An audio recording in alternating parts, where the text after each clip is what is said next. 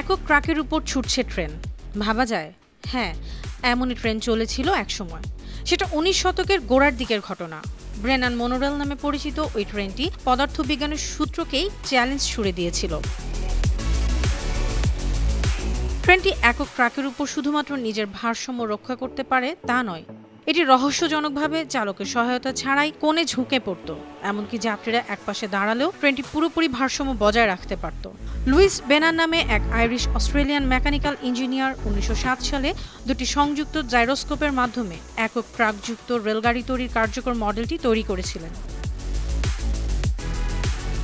এই মডেল তৈরিতে গিনিপিগ হিসেবে কাজ করেছে ব্রেনানের মেয়ে। তৈরিকৃত মডেলের স্থায়িত্ব প্রমাণ ও প্রতিষ্ঠিত করতে পরীক্ষা ও প্রদর্শনের কাজে ব্রেনানকে তার মেয়ে যথেষ্ট সহায়তা করেছিল। ব্রেনান 1903 সালে জাইরোস্কোপ মনোরেল পেটেন্ট দাখিল করেন। যুক্তরাজ্য ওয়ার ডিপার্টমেন্ট তা অনুমোদন করে। তার প্রথম প্রদর্শনী মডেলটি ছিল মাত্র 30 বাই 11.8 ইঞ্চি বাক্স, যাতে ব্যালেন্সিং সিস্টেম ছিল।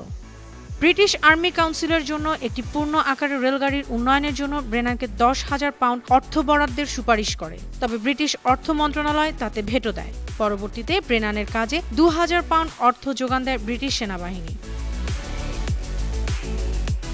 পেটেন্ট অনুমোদনের 6 বছরের মধ্যেই পরিপূর্ণ জাইরোস্কোপিক মনোরেল তৈরি করে ফেলেন প্রকৌশলী ব্রেনান। 40 ফুট লম্বা 22 টন ওজনের এই জাইরোস্কোপিক মনোরেলটি 22 টন পর্যন্ত ওজন বহন করতে পারত।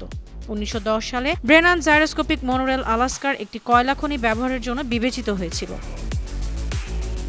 যুক্তরাজ্যের হোয়াইট সিটিতে 1910 সালে প্রথমবারের মতো ব্রেনান মনোরেলের পরীক্ষামূলক ট্রেন যাত্রা শুরু হয়। ওই সময় ট্রেনটিতে 50 জন যাত্রী ছিলেন এবং একটি বৃত্তাকার একক ট্রাকের উপর ট্রেনটি চলেছিল।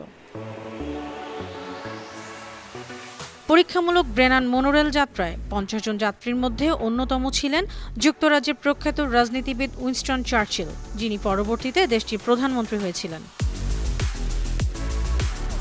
উইনস্টন চার্চিল একক ট্রাকের উপর রেলগাড়ি নির্মাণের ব্যাপারে যথেষ্ট সমর্থন দিলেও বিনিয়োগকারীরা এই ধরনের প্রজেক্টে বিনিয়োগ করতে সাহস দেখায়নি। শেষ হয়ে যায় ব্রেনান মনোরেল প্রকল্প। ব্রেনানের নির্মিত দুটি গাড়ির মধ্যে একটি স্ক্র্যাপ হিসেবে বিক্রি হয়েছিল এবং অন্যটি 1930 সাল পর্যন্ত ব্রিটেনের একটি পার্কে দর্শকদের জন্য ব্যবহৃত হয়েছিল। News desk, 52 TV.